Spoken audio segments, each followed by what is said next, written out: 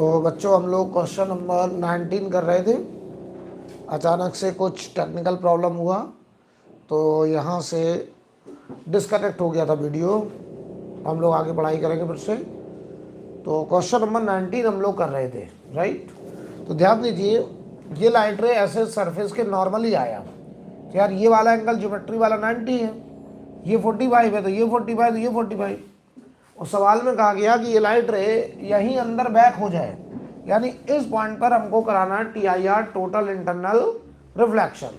तो बताओ ये जो एंगल है 45, this angle 45 should be greater then और इक्वल टू IC होना चाहिए। एंगल ऑफ इंसिडेंस ये जो 45 है ये बड़ा होना चाहिए क्रिटिकल एंगल से, या कम से कम उसके बराबर तो होना ही चाहिए, राइट। तो जरा बताइए, यहाँ पे दोनों तरफ अगर साइन ले लें तो sine 45 should be greater than equal to sine IC होना चाहिए। Sine 45 1/√2 greater than equal to sine IC होता था n rarer upon n denser, n rarer upon n denser ये होता था। तो जरा बताइए 1/√2 n रेयरर की वैल्यू बताइए क्या होगी। n रेयरर की value 1 upon n denser n, और ये ग्रेटर इक्वल टू है, पलट दीजिए इसको, पलट दीजिए इसको, तो √2 लेस इक्वल टू n, यानी n ग्रेटर इक्वल टू √2, यानी रिफ्रैक्टिव इंडेक्स प्रिज्म का √2 से बड़ा या मिनिमम इसके बराबर तो होना ही चाहिए। तो n की बताओ हमसे मिनिमम वैल्यू पूछी है, तो वो मिनिमम वैल्यू बताओ √2 होनी चाहिए। आंसर आपका सेकंड हो जाएगा, आंसर सेकंड होगा, n की मिनिमम वैल्यू √2, राइट। इस सवाल का आंसर आ गया √2। ऐसा सवाल आपके यहाँ आ चुका है, इसी साल आया था एक सवाल।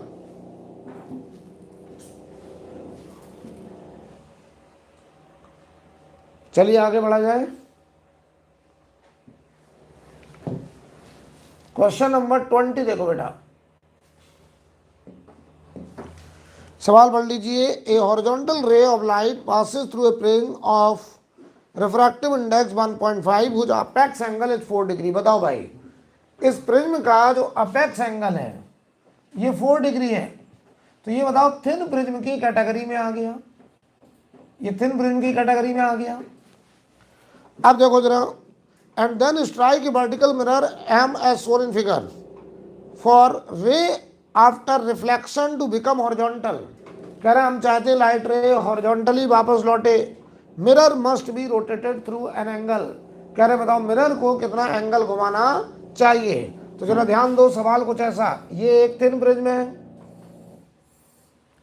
जिसका ये प्रिज्म एंगल 4 डिग्री है, रिफ्रैक्टिव इंडेक्स 1.5 है, कोई लाइट रे ऐसे आ रहा है और इस प्रिज्म से जब पार हुआ तो याद है आपको थिन प्रिज्म का डेविएशन, थिन प्रिज्म का डेविएशन होता था डेल्टा बराबर n-1 इंटू ए, n की वैल्यू 1.5 -1 इंटू ए की वैल्यू 4 डिग्री, तो ये आ गया देखो 2 डिग्री। अब हमने यहाँ पर एक प्लेन मिरर बनाया ऐसे, यहाँ पे नॉर्मल ड्रॉ करेंगे। अगर ये 2 डिग्री है तो बताओ ये भी 2 डिग्री होगा। तो ये लाइट रे बताओ ऐसे रिफ्लेक्शन के बाद 2 डिग्री पे जा रहा होगा।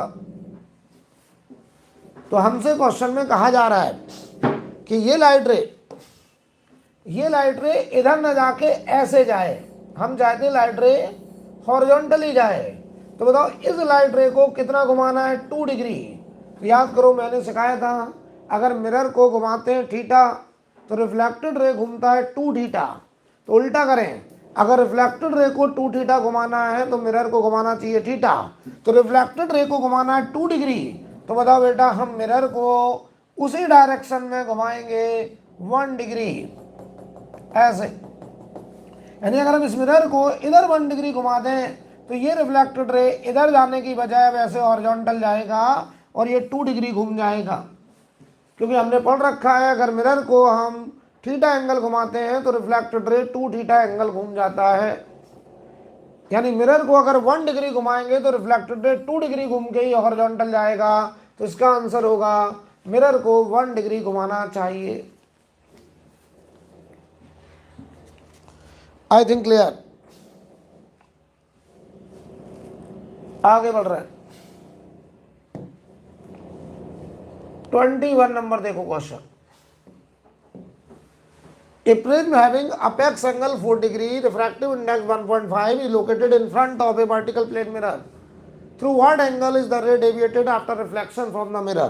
तो इस क्वेश्चन का प्रीवियस क्वेश्चन का जो डेटा है वो बिल्कुल सेम है, बस हमको यहाँ डेविएशन निकालना। तो ध्यान दीजिए, ये एक थिन प्रिज्म है जिसका प्रिज्म एंगल 4 डिग्री है।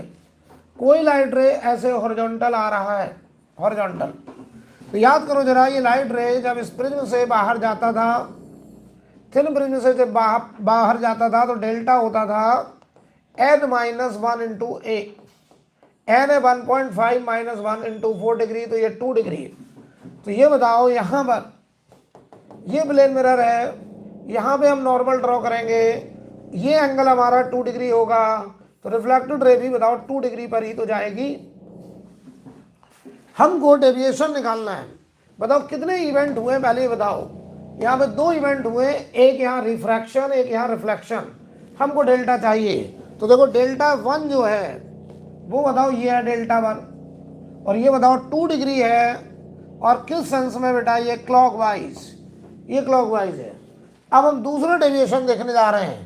तो ये लाइट रे देखिए, जब यहाँ पहुँचा तो देखो ऐसे जा रहा था स्ट्रेट, ये इसका ओरिजिनल पाथ था, इसको ऐसे जाना चाहिए था, लेकिन अचानक से रिफ्लेक्शन हुआ और ये देखो इधर जाने लगा। तो ये अपने ओरिजिनल पाथ से, इस मार्कर को समझिए, लाइट रे ऐसे था और यहाँ से ये घूमना चालू किया और इतना घूम गया। तो दूसरा डेल्टा हमारा ये है डेल्टा 2। तो बताओ जो डेल्टा 2 है वो बताओ भाई, ये पूरी लाइन 180 की होती, उसमें से 4 डिग्री घटा दो तो ये 176 डिग्री, और इसका सेंस भी देख लीजिए क्लॉकवाइज है। तो लाइट रे अपने पाथ में 2 बार घूमा है, एक बार प्रिज्म से, एक बार मिरर से। तो बताओ भाई डेल्टा नेट, तो आपका आंसर डेल्टा 1 प्लस डेल्टा 2, दोनों को ऐड कर दो, 178 डिग्री, और चूंकि दोनों क्लॉक हैं तो ऐड हो गए, आंसर आएगा 178 डिग्री।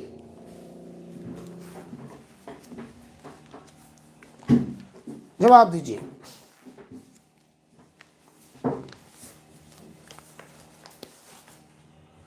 कोई डाउट? आगे बढ़ रहे हैं।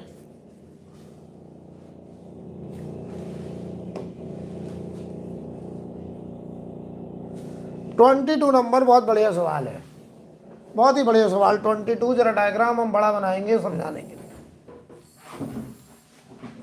22 नंबर बढ़िया सवाल है। A ray of light enter in equilateral prism। तो बताओ ये एंगल 60, ये वाला एंगल भी 60, और ये वाला एंगल भी 60 है, इक्विलैटरल है। रिफ्रैक्टिव इंडेक्स 1.8 है। The value of incident angle, ध्यान दीजिए, यहां से कोई लाइट रे ऐसे आ रहा है। तुम ये तो नहीं कह रहे हो कि सर ये हॉरिजॉन्टल आ रहा था, आपने ऐसा क्यों बना दिया? अरे भाई, अगर ये हॉरिजॉन्टल होता तो ये तो एंगल पता चल जाता, सवाल ऐसे ही खत्म हो जाता। लेकिन ऐसा नहीं है, ये क्वेश्चन ऐसा थोड़ी है। हमको यहाँ पर यही तो निकालना है। देखो भाई, अगर ये हॉरिजॉन्टल कह देते तो ये 60, ये 30, तो ये 30 हो जाता, सवाल ऐसे ही खत्म हो जाता। लेकिन हमें ये नहीं करना है, समझिए, हमें यही एंगल पूछा है। इसका मतलब ये रफ डायग्राम है, ये लाइट रे कुछ ऐसे होगी। यहाँ नॉर्मल ड्रॉ किया, ध्यान से देखिए, और ये एंगल हमसे पूछा है। ये लाइट रे इस प्रिज्म के अंदर रिफ्रैक्शन करके गई, तो याद करो इसे हम लोग R1 बोलते थे, और इस एंगल को हम लोग R2 बोलते थे। ये R1 होता था, ये R2 होता था। जरा जवाब दीजिए, ये लाइट रे यहाँ से बाहर निकली है कि अंदर ही रिफ्लेक्ट कर गई है? देखिए, हमने यहाँ पॉलिश नहीं किया, मिरर नहीं बनाया, फिर भी लाइट रे यहाँ पे अंदर ही वापस हो रही है। तो इसे हम लोग बोलेंगे TIR, टोटल इंटरनल रिफ्लेक्शन। ये लाइट रे अंदर ही TIR कर गई, तो ये वाला एंगल भी R2 होगा। अब देखो बेटा, जब यहां पे पहुंचा तो डेंसर टू रेयरर, फिर बाहर निकलने के चांस थे, लेकिन ये लाइट रे देखो इस सरफेस को रगड़ते हुए जा रहा है। ये देख लीजिए डायग्राम, तो ये नॉर्मल है। अब देखिए नॉर्मल से ये वाला एंगल, ये एंगल पता है ये एंगल कितना होगा? ये एंगल होगा IC। क्यों होगा IC? क्योंकि डेंसर में IC होगा तभी तो रेयरर में 90 होगा, और ये बाउंड्री को रगड़ते हुए जा रहा है। तो ये वाला एंगल बेटा IC होगा, क्रिटिकल एंगल, तभी तो देखो रेयरर मीडियम में ये एंगल 90 बन रहा है। और अगर ये IC, तो बताओ ये एंगल, ये पूरा बताओ 90 एंगल था, तो ये 90 माइनस IC। अब बताओ इन तीनों का सम 180 होता है, ये 60 है, तो ये बताओ हमारा 30 प्लस IC हो गया। अब बताओ ये डॉट डॉट डॉट हमारा नॉर्मल है, तो नॉर्मल से बताओ ये अगर 30 प्लस IC, तो ये हमारा 60 माइनस IC हो गया, तो ये वाला एंगल भी 60 माइनस IC हो गया, क्योंकि R2 बराबर है। और अगर ये 60 माइनस IC, तो R1 R2 का सम A होता है प्रिज्म एंगल, तो अगर ये 60 माइनस IC, तो ये IC हो गया। और बताओ बेटा ये मीडियम डेंसर है, क्योंकि इसका रिफ्रैक्टिव इंडेक्स 1.8 है, बाहर में बताओ बेटा एयर है। तो अगर डेंसर में IC है, तो रेयरर में ये एंगल बेटा 90 होगा स्नेल्स लॉ से। अगर डेंसर में IC होगा तो रेयरर में 90 होगा। इसका मतलब पता है ओरिजिनल, ये लाइट रे वास्तव में ऐसे न जा करके ऐसे गई थी, और ये पूरा एंगल 90 रहा होगा। तो इस सवाल का आंसर होगा 90 डिग्री, π/2, π/2।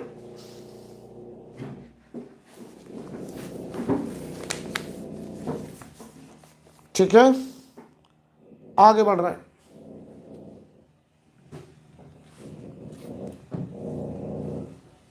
(23) नंबर क्वेश्चन देखिए। फॉर मिनिमम डेविएशन, बताओ मिनिमम डेविएशन के लिए क्या रिलेशन होता था? मिनिमम डेविएशन के लिए ये जो QR है, ये बताओ इसके पैरेलल होना चाहिए बेस के। तो QR इज हॉरिजॉन्टल, क्योंकि प्रिज्म कैसा है? इक्विलैटरल। तो ये वाले एंगल तो ऑलरेडी बराबर हो गए 60-60। मैंने आपको सिखाया था अगर बेस एंगल बराबर है और मिनिमम डेविएशन का केस है, तो लाइट रे प्रिज्म के अंदर बेस के पैरेलल जाता है, तो इसका आंसर सेकंड हो जाएगा।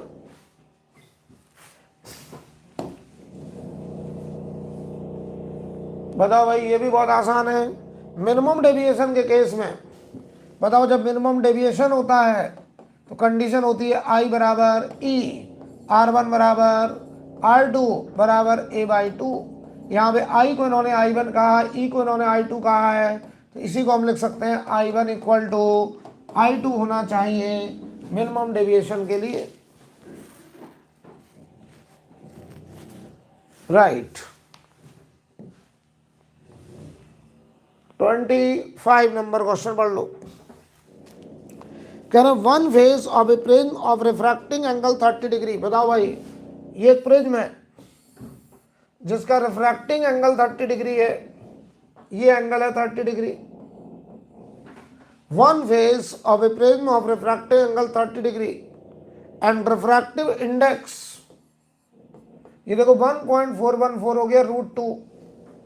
इज सिल्वर्ड, इसका एक फेस हमने सिल्वर किया है, तो देखो इसको हम सिल्वर करेंगे नहीं, क्योंकि यहां से लाइट आएगा, लाइट यहीं से निकलता था, तो इसी को हम पॉलिश कर दिए। At what angle the ray be incident on unsilvered face, तो ये अनसिल्वर्ड फेस है। यहां से कह रहे हैं हम कितने एंगल पे लाइट भेजें ताकि ये रिट्रेस कर जाए, ये अपने पाथ पर वापस हो जाए। तो देखो ये एंगल आई, यहां पे जो एंगल बनता था उसे हम R1 कहते थे, यहां जो नॉर्मल ड्रॉ करते थे ये एंगल बताओ R2 होता था। अगर लाइट को अपने पाथ पर बैक होना है, अगर लाइट को अपने पाथ पर बैक होना है, तो समझ लो बैक कराने का काम मिरर कर सकता है, रिफ्रैक्शन नहीं कर सकता है, रिफ्लेक्शन मिरर। तो ये मिरर कहेगा कि हम लाइट को इसी रास्ते पे लौटा सकते हैं अगर ये R2 0 हो जाए, यानी ये लाइट रे मिरर पे नॉर्मली बढ़े। अगर ये नॉर्मली इंसिडेंट हो जाए तो बताओ ये लाइट रे को बैक कर देगा। अगर कभी भी हमें लाइट को सेम पाथ पर लौटाना है तो जब भी वो मिरर पे पड़े तो नॉर्मली पड़ना चाहिए। तो बताओ ये मिरर पर नॉर्मली पड़ा तो R2 0, R1 R2 का सम 30, तो ये बताओ 30 डिग्री हो गया। और अगर ये 30 हो गया तो बताओ यहां पे हम लगा देंगे स्नेल्स लॉ, तो 1 इंटू साइन आई और √2 इंटू साइन 30। तो ये देखो साइन आई बराबर √2 इंटू 1/2। तो साइन आई की वैल्यू देखो बेटा 1/√2 हो गई, आई बराबर हो गया 45 डिग्री। तो आंसर हमारा 45 डिग्री। Second part, right.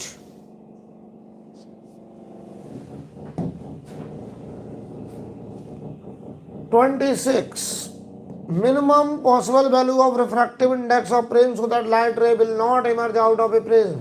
बताओ लाइट रे, हम एक प्रिज्म खरीद के लाए जिसका प्रिज्म एंगल ए है, अंदर का मटेरियल एन है और बाहर में एयर है। हम चाहते हैं कोई भी लाइट रे बाहर ना निकले। इसके लिए याद करो कंडीशन आई थी N should be greater equal to cosec A/2। आपके लेक्चर में सबको ड्राइव किया मैंने। कोई भी लाइट रे प्रिज्म से बाहर ना निकले, उसके लिए प्रिज्म के मटेरियल का refractive index greater equal to cosec A/2। तो बताओ एन की मिनिमम वैल्यू होनी चाहिए, कॉसेक ए की वैल्यू बताओ कितनी है 60 डिग्री, तो ये 30 हो गया और ये बताओ 2 हो गया। आंसर हमारा फर्स्ट।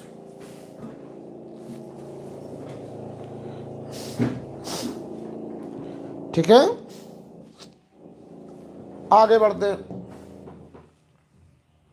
27 नंबर,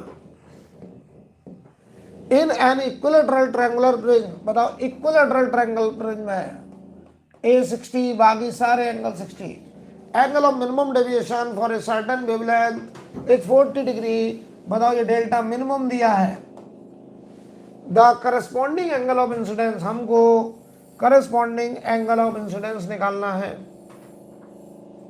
बताओ ये 60 है, ये भी 60 है और ये भी 60 है। करस्पॉन्डिंग एंगल ऑफ इंसिडेंस हमको निकालना है। मिनिमम डेविएशन 40 डिग्री दिया गया है, बहुत आसान है।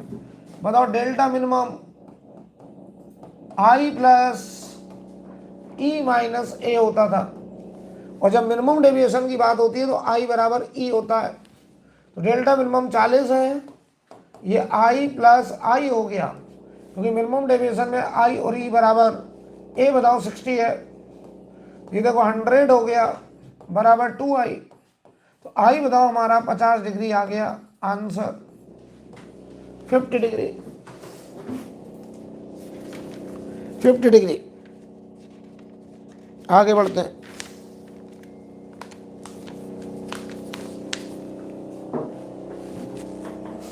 राइट, 28 नंबर क्वेश्चन पे चलते हैं। सवाल पढ़ लीजिए पहले। N isosceles prism has refractive angle A. बताओ प्रिज्म एंगल ए है, it's one face is silvered other than base. कह रहे बेस को छोड़ करके इसकी एक सरफेस को पॉलिश कर दिया गया, सिल्वरिंग कर दिया गया। A ray of light falling normally on the face not silvered emerges after two reflection through the base of the prism normal to it। सवाल पढ़ लो। कह रहे कोई लाइट रे अनसिल्वर्ड फेस पे नॉर्मली आ रहा है और जब वो बाहर निकल रहा है तो प्रिज्म के बेस के नॉर्मली बाहर निकल रहा है। अगर ऐसा है तो प्रिज्म एंगल क्या होगा? तो जरा पहले तो डायग्राम बनाना पड़ेगा, समझिएगा जरा। ये एंगल ए है और ये दोनों एंगल बराबर हैं। अगर ये दोनों बराबर है तो तीनों का सम 180 होता है। तो ये एंगल बताओ बेटा 90 माइनस A/2 आधा, ये वाला एंगल भी आधा 90 माइनस A/2। देखो तीनों का सम 180 हो गया। ये दोनों एंगल बराबर करने थे क्योंकि सवाल में बताओ आइसोसेलेस बोला गया है। अब देखो हमने इस सरफेस को पॉलिश किया है, बेस के अलावा जो सरफेस है उसको पॉलिश कर दिया। कोई लाइट रे इसके नॉर्मली जा रहा है, ऐसे देखो, ऐसे गया नॉर्मली, ये 90, यानी यहाँ I 0, तो यहाँ देखो R1 0।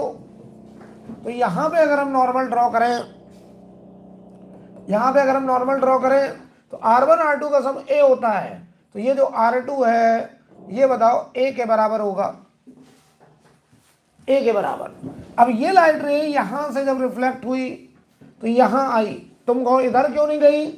अगर यहां गई तो इस प्रिज्म से, बेस से बाहर निकल जाएगी, केवल एक रिफ्लेक्शन हुआ, जबकि सवाल में कहा गया 2 रिफ्लेक्शन कराने हैं। तो एक बार यहां रिफ्लेक्शन, तो ये वाला एंगल भी देखो A होगा। जब यहां पहुंचा तो अब देखना हम यहां नॉर्मल ड्रॉ करेंगे, नो प्रॉब्लम, कलर चेंज करेंगे, यहां पे नॉर्मल ड्रॉ करेंगे। तो बताओ यहां से, अब देखो पॉलिश तो है नहीं लेकिन डेंसर टू रेयरर मीडियम है, तो यहां जो रिफ्लेक्शन होना है उसका नाम है TIR। बढ़िया सवाल, बढ़िया सवाल। यहाँ पे 2 रिफ्लेक्शन कराने, तो एक के रिफ्लेक्शन की बजाय वो हमारा मिरर है, पॉलिश है, लेकिन दूसरा रिफ्लेक्शन जो हो रहा है वो TIR के फॉर्म में हो रहा है। और यहाँ से लाइट रे ऐसे निकल के गया, इस बताओ बेस के परपेंडिकुलर गया, सवाल पढ़ लो, base of the prism normal to it, normally बाहर गया। तो बताओ ये एंगल और ये एंगल बराबर होगा, तो सोचो ये एंगल कितना होगा। अगर ये 90 माइनस A/2 और ये 90, तो ये अकेले बताओ A/2 होगा। तो ये बताओ 90 माइनस A/2 होगा, तो बताओ ये वाला एंगल भी 90 माइनस A/2 होगा, तो ये वाला एंगल A/2 होगा। अब सोचो ये A/2, ये मिला के 2A, और ये बताओ हमारा 90 है, R1 0 नॉर्मल से 0 है, लेकिन ये ज्योमेट्री वाला एंगल, ये लाइट रे इस सरफेस के नॉर्मली गया तो ये ज्योमेट्री वाला एंगल 90 है। देखो R1 0 है लेकिन ज्योमेट्री वाला एंगल 90 है। अब बताओ इन तीनों का सम क्या 180 होना चाहिए, तो 90 डिग्री प्लस A/2 और प्लस 2A मिलकर के 180 होना चाहिए। तो ये बताओ 5A/2 बराबर 90 होना चाहिए, तो A हमारा बताओ 36 होना चाहिए, A हमारा 36 होना चाहिए, थर्ड पार्ट। A हमारा 36।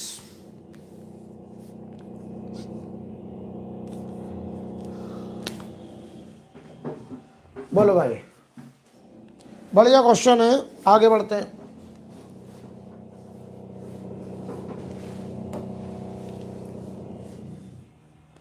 ट्वेंटी 29 से 30 तक ये 2 क्वेश्चन इस पैसेज से रिलेटेड है। चलिए, a ray of light falls on equilateral prism, prism equilateral है, बताओ ये एंगल 60 है, ये भी 60 है और ये भी 60 है। यहां देखो पॉलिश किया गया, मिरर बना दिया गया। हमको सवाल में कहा रहा what is the refractive index of the material of the prism so that when the रे fall on BC after refracting from AC, गलत, आफ्टर रिफ्लेक्टिंग होना चाहिए, reflecting, after reflecting from AC it makes an angle 60 degree with it. ध्यान दो, सवाल कुछ ऐसा, थोड़ा डायग्राम हम अलग से बनाते हैं बेटा। हाँ, यहाँ पे मिरर है तो यहाँ रिफ्लेक्शन होगा, कोई लाइट रे ऐसे गया, यहाँ ड्रॉ करेंगे नॉर्मल, ये एंगल है 45 और ये एंगल है 60, तो ये लाइट रे इस प्रिज्म के अंदर ऐसे गया, तो बताओ ये एंगल, और यहां ड्रॉ करोगे नॉर्मल, ये एंगल, ठीक। और सवाल में कहा गया है जब ये यहां से रिफ्लेक्शन के बाद ऐसे आया तो इसने बताओ 60 डिग्री बनाया, कहां से, 60 डिग्री विद इट, मतलब AC, सॉरी BC से, fall on BC at angle 60 degree with it. तो BC से 60 है बेटा, तो अगर हम यहाँ अगर ये 60, तो बताओ ये 60 है, इक्विलैटरल है, यार ये भी 60 होगा, यार ये नॉर्मल था तो ये 30 हो गया यार, ये 30 हो गया यार, अगर ये 30 तो R1 R2 का सम A, तो यार ये भी तो 30 हो गया। बोलो भाई। और अगर ये 30 हो गया तो यहां पर हम लगाने जा रहे हैं स्नेल्स लॉ। स्नेल्स लॉ, और स्नेल्स लॉ कहता है n1 sin i, n1 है एयर, 1 इंटू साइन 45 बराबर म्यू हमको निकालना है, तो साइन r हो गया हमारा 30 डिग्री। तो ये देखो 1/√2 बराबर म्यू बाई 2, तो यहां से बताओ बेटा म्यू बराबर √2 हमारा आंसर आ चुका है। म्यू की वैल्यू √2 आ गई, ये आंसर है। सेकेंड, ठीक है, आगे बढ़ते हैं। 30 नंबर, 30 नंबर में कह रहे हैं with value mu calculated above, जो भी प्रीवियस क्वेश्चन किया है उसमें जो म्यू निकल के आया है उसको यूज करते हुए find total deviation when the रे of light finally emerges from BC। कह रहे हैं लाइट रे फाइनली BC से जब इमर्ज कर रहा है तो बताओ ये कितना एंगल डेविएट हुआ है टोटल। तो ध्यान दीजिए, अभी अभी हम निकाल के गए हैं, ये प्रिज्म था, कोई लाइट रे यहां से आ रहा था, कितने एंगल पे आया था 45 पर, ठीक है। यहां पर ये एंगल 30 निकल के आया था, यहां पे ये एंगल 30 निकल के आया था, यहां पॉलिश था तो रिफ्लेक्शन हुआ था, और ये लाइट रे ऐसे आया, ऐसे आया, और बताओ ये 30 था।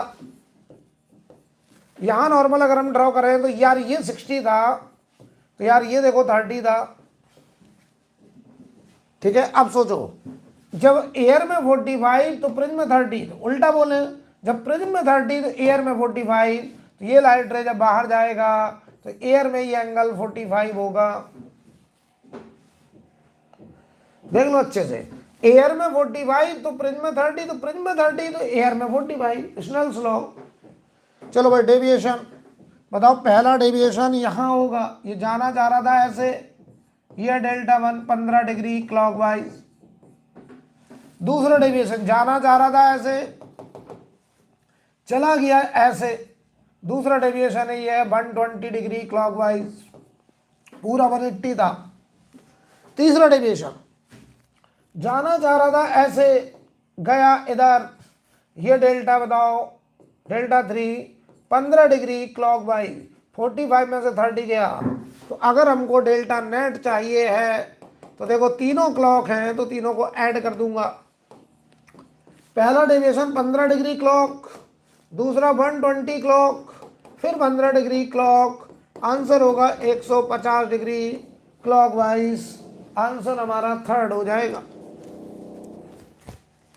थर्ड आंसर होगा बेटा।